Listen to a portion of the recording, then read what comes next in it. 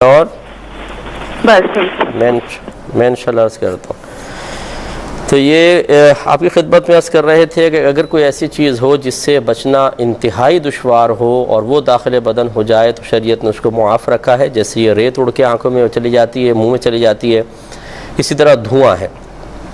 کیسے آدمی بچ سکتا ہے؟ ٹریفک میں سفر کر رہا ہے، گاڑیوں کے دھوئیں ناک کے ذریعے اندر چلے جاتے ہیں تو یہ معاف ہے کیونکہ اس سے بچنا دشوار. اسی طریقے سے آٹے کی چکی میں کوئی کام کر رہا ہے یا پنساری کی دکان میں کوئی دوا وغیرہ کوٹتے ہیں تو وہ حلق میں باقاعدہ ذائقہ محسوس ہوتا ہے. یا کوئی بہنیں ہیں وہ چولہے پہ کوئی چیز بنا رہی ہیں اور اس کی دھانس وغیرہ اندر چلی جاتی ہے، بعض اوقات اور حلق تک میں مرچیں لگ جاتی ہیں. اس سے روزہ نہیں ٹوٹتا کیونکہ ان چیزوں سے بچنا انتہائی دشوار ہے. لیکن اب یوں نہیں کر سکتے ہیں کہ کوئی سگریٹ پی اور کہے کہ جی دھواں سے بچنا تو بڑا دشوار تھا، میں نے سگریٹ پی لی تو کیا ہوا اگر اندر چلا گیا تو. کیونکہ سگریٹ سے بچنا دشوار نہیں ہے، دھوئیں سے بچنے میں دشواری ہے، تو لہٰذا سگریٹ پینے سے روزہ ٹوٹ جائے گا.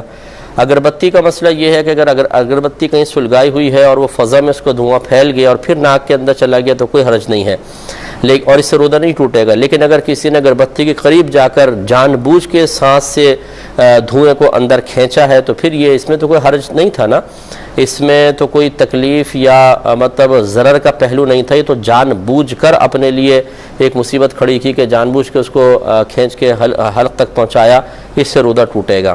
اسی طرح پان کھانے سے، نسوار کھانے سے یا پیسٹ اس طرح کرنے سے کہ حلق میں اس کا ذائقہ محسوس ہو جائے روزہ ٹوٹ جائے گا. علماء کرام نے پان وغیرہ کھانے یا نسوار رکھنے کو تو مطلقاً منع کیا ہے کہ بالکل نہ رکھی جائے. اگر کوئی کہے کہ نہیں میں صرف یہاں پہ رکھوں گا پان اور پچکاریاں پھینکتا رہوں گا، حلق میں نہیں اترنے دوں گا، تب بھی غیر محسوس طریقے سے جو تری ہے وہ حلق کے اندر پہنچ جاتی ہے، لہذا پان کے یا نسوار کے ذریعے روزہ ٹوٹنے کا حکم دیا جائے گا. ٹوتھ پیسٹ کا مسئلہ بھی یہی ہے کہ اگر پیسٹ کو انسان کرتا ہے غیر محسوس طریقے سے حلق میں ذائقہ محسوس ہو سکتا ہے، لہٰذا اس سے اجتناب کیا جائے. صرف مسواک استعمال کریں، وہ بھی ہلکی سی گیلی کر کے، تازہ مسواک بھی نہ ہو کہ اس کا رس وغیرہ کا ذائقہ باقاعدہ محسوس ہو، اس کو استعمال کریں، یہ زیادہ بیسٹ ہے. اور دوران روزہ حتی الامکان کوشش کریں کہ اس طرح کی کوئی چیز استعمال نہ کریں کہ اس کا ذائقہ حلق میں محسوس ہو کر روزہ ٹوٹنے کا سبب بن جائے.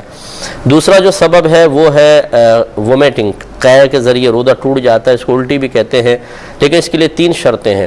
نمبر 1 روزہ یاد ہو، جس وقت قے آ رہی ہے تو روزہ یاد ہو. نمبر 2 جان بوجھ کر کوئی ایسا عمل کیا جائے کہ جس سے وومیٹنگ ہو. اور نمبر 3 وہ منہ بھر قے ہو. منہ بھر کا مطلب اتنے پریشر کے ساتھ آئے کہ اس کو روکنا ممکن نہ ہو. یہ تینوں شرطیں جمع ہوں گی تو روزہ ٹوٹے گا، ورنہ نہیں. یعنی روزہ یاد ہو، جان بوجھ کے کوئی عمل کیا اور منہ بھر قے ہو. لہذا اگر روزہ یاد نہیں تھا، جان بوجھ کے عمل کیا، منہ بھر قے بھی آئی، نہیں ٹوٹے گا.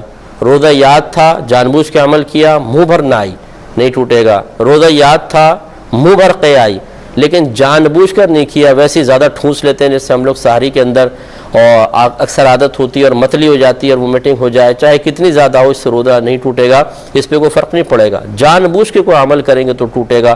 تو یہ 3 شرائط ذہن میں رکھیں.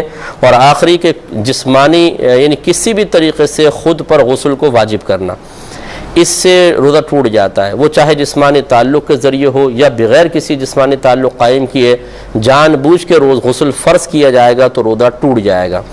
تو فرض کرنے سے روزہ ٹوٹتا ہے، فرض ہونے سے نہیں ٹوٹتا. لہذا معلوم ہوا کہ کوئی اگر حالت روزہ میں سو رہا ہے اور دوپہر میں سوتے ہوئے احتلام ہو جاتا ہے تو اس سے روزہ نہیں جائے گا، کیونکہ یہ غسل فرض تو ہوا ہے، غسل فرض کیا نہیں گیا ہے. اور جان بوجھ کے کوئی عمل کیا یا جسمانی تعلق قائم کیا تو یقیناً اس سے روزہ ٹوٹ جائے گا. تو انشاءاللہ زندگی رہی تو نیکسٹ اگر ہمارا پروگرام ہوتا ہے تو اس میں پھر میں انشاءاللہ آپ کو